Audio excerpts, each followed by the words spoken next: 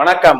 இந்த பதிவுல கேது சந்திரனுடைய நட்சத்திரத்தின் சாரத்துல போறதுக்கு மார்ச் 6ஆம் தேதி இருந்து நவம்பர் 13ஆம் தேதி வரை 251 நாட்கள்.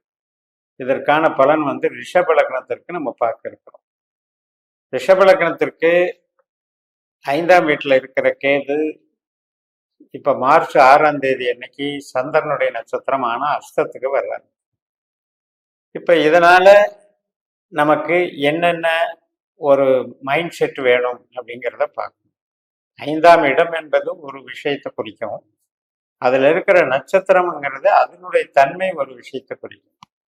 நம்மளுடைய மனசு அப்படிங்கிறது 3ஆம் இடம்.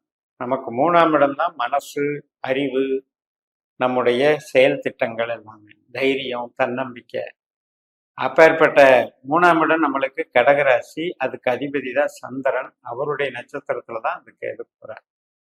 அப்ப என்னன்னா தீவிரமான ஒரு ஈடுபாடுகளை அதிகரிச்சு கொடுப்பார்.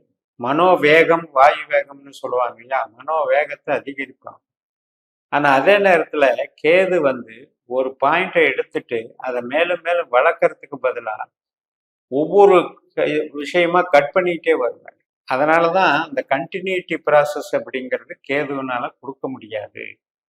அப்ப நாம இதை எப்படி கொண்டு போகணும், நமக்கு ரிஷபத்துக்கு என்ன பலனை தரும் அப்படின்னு பார்த்தீங்கன்னா, 5ஆம் இடம் என்பது தெய்வீகம் அப்படிங்கிறது, இயற்கைங்கிறது, குழந்தை, நம்முடைய கலைகள், மகிழ்ச்சி, இதெல்லாம் குறிக்கக்கூடிய இடம். அப்ப இதுல நம்ம இந்த ஸ்பிரிச்சுவல் அப்படிங்கிற விஷயம் இருக்கு. கேது ஞானகாரர், சந்திரன் மனோகாரர்.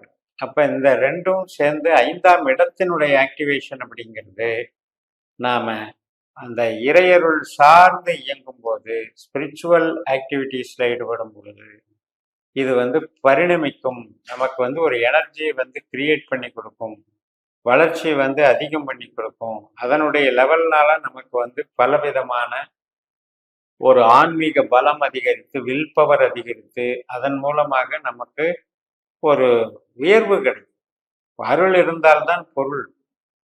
பொருள் என்பது வேறு அணி, அருள் என்பது வேறு அணி. ஆனால் அருள் என்பது ஆரோக்கியத்துக்கும் நம்முடைய உறவுகளை ஒரு மகிழ்ச்சியாக வைத்துக் கொள்வதற்கும் இந்த அருள் என்பது நமக்கு உதவ வேண்டும். அப்படிப்பட்ட அருள் குறைபாடு என்று வரும்பொழுது மனதும் பாதிக்கப்படும், நம்முடைய சுபாவங்களும் நம்முடைய கண்ட்ரோல்லையே இருக்காது.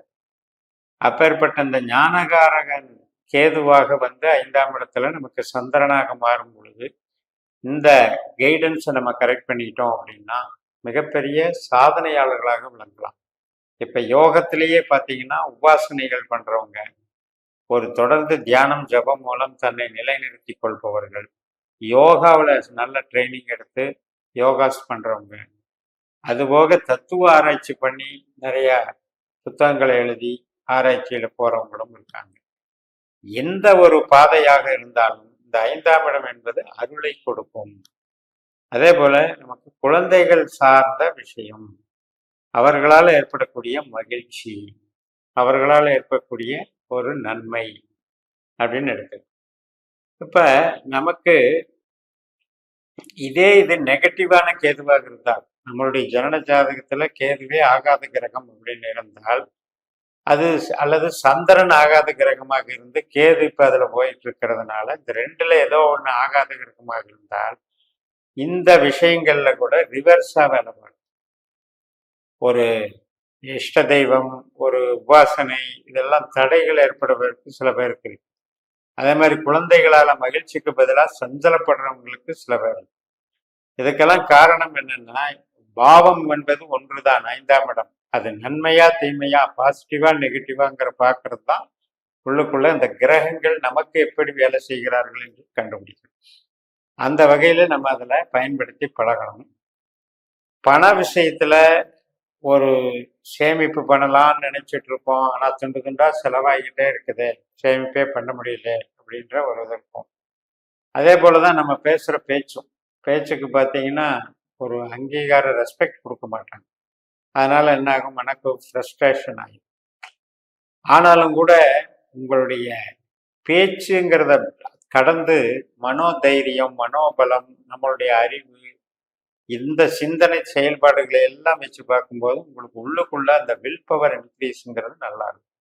அதை டெவலப் பண்ணிக்கிட்டீங்கனாலே வளர்ச்சிகள் வந்து நல்லா இருக்கும். வீடு மனை வாகன யோகத்துல எந்த பிரச்சனையும் இருக்காது.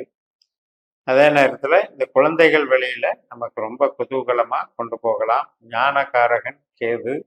அதனால கொஞ்சம் ஸ்பிரிச்சுவல் ஆக்டிவிட்டிஸை டெவலப் பண்ணிக்கணும்.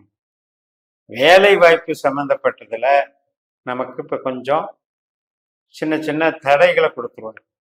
இந்த வேலை வேணாம், அடுத்த வேலைக்கு போவோம், அல்லது கொஞ்ச நாள் சும்மா இருப்போம், இப்படி எல்லாம் இந்த கேது யோசிக்க வைப்பாரு.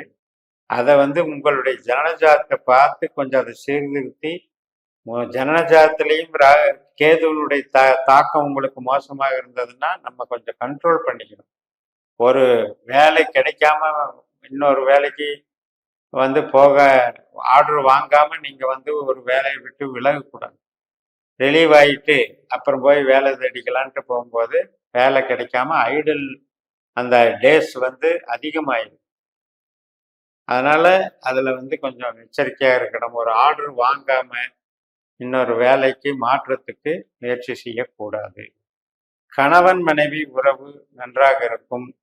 அதே போல உறவினர்கள் திருமணத்துக்கு வரன் பார்க்கறது, இதுக்கெல்லாம் சாதகமாக போகும். அது வந்து இப்போ நம்மளுடைய ஜனன ஜாதகத்தின்படி நமக்கு அந்த திசாபுத்தி அந்தரங்கள் 7ஆம் இடத்தை குறிகாட்டி நமக்கு சுக்கர பலம், குரு பலம் இதெல்லாம் வரும்போது நமக்கு அதனுடைய பலன்கள் நன்றாக அமையும்.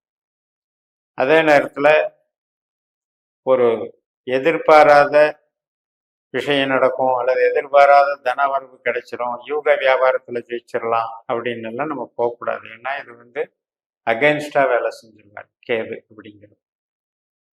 நம்முடைய பூர்வீகம் சார்ந்த விஷயங்கள், தந்தை வர்க்கம், குலதெய்வம், முன்னோர்கள், ஆராய்ச்சி கல்வி, உயர்கல்வி, இதுக்கெல்லாம் நல்லா இருக்கும். அதனால பூர்வீக சார்ந்த எந்த நடவடிக்கைகள் எடுத்தாலும் எடுக்கலாம் இப்போ. மற்றும் ஆராய்ச்சி கல்வி படிக்கிறது, உயர்கல்வி படிக்கிறதுக்கெல்லாம் சாதகமாக இருக்குது, தாராளமாக படிக்கலாம். கேதுங்கிறவர் வந்து எப்பவுமே அந்த பிஹெச்டி இது மாதிரி வந்து ரிசர்ச் பண்ணுறவங்களுக்கு இன்னும் கொஞ்சம் பலமாக விளங்குவார். அது போக தொழில், சொந்த தொழில் செஞ்சிட்டு இருக்கிறோம் அப்படின்னா, இப்போ நம்ம ஒரு ப்ரொடக்ஷன் லைனில் உற்பத்தி சார்ந்து ஒரு மூலப்பொருளை வச்சு ஒரு பொருளை உற்பத்தி பண்ணி ஸ்டாக் வச்சு வியாபாரம் பண்ணுறோம் அப்படின்னா அதுக்கு வந்து இப்போ இந்த கேது வந்து கொஞ்சம் முட்டுக்கட்டை போடுவார். ஆனால் அதே நேரத்தில் மூளை உழைப்பு செய்கிறீங்க, நீங்கள் வந்து ஒரு வேலை பார்க்குறீங்க, அல்லது ஒரு கமிஷன் துறையில் இருக்கீங்க, கலை சார்ந்த துறையில் இருக்கீங்க, ஒரு படைப்பாளியாக இருக்கிறீங்க, ஒரு விளையாட்டு சம்மந்தப்பட்ட துறையில் இருக்கீங்க, இந்த மாதிரியெல்லாம் இருக்கும்போது ஒன்றும் பாதிக்காது. இப்போ ஐடி லைன் எல்லாம் மூளை உழைப்பு தான், ஐடி லைனில் இருக்கிறதெல்லாம். அதனால் உற்பத்தி சார்ந்த துறைக்கு மட்டும்தான் இது கொஞ்சம் நெகட்டிவாக இருக்கும். மூத்த சகோதரி நண்பர்கள் வகையெல்லாம் நல்ல நன்மையை கொடுக்கும் என்று கூறி நிறைவு செய்கிறேன். இந்த சேனலை சப்ஸ்கிரைப் பண்ணி ஷேர் பண்ணுங்கள். உங்கள் தனிப்பட்ட ஜாதக பலாபலன்களை என்னுடைய வாட்ஸ்அப் நம்பரில் தொடர்பு கொண்டு பலன் பெறுங்கள். உங்களிடமிருந்து விடைபெறுகிறேன். உங்கள் JMS. நன்றி, வணக்கம்.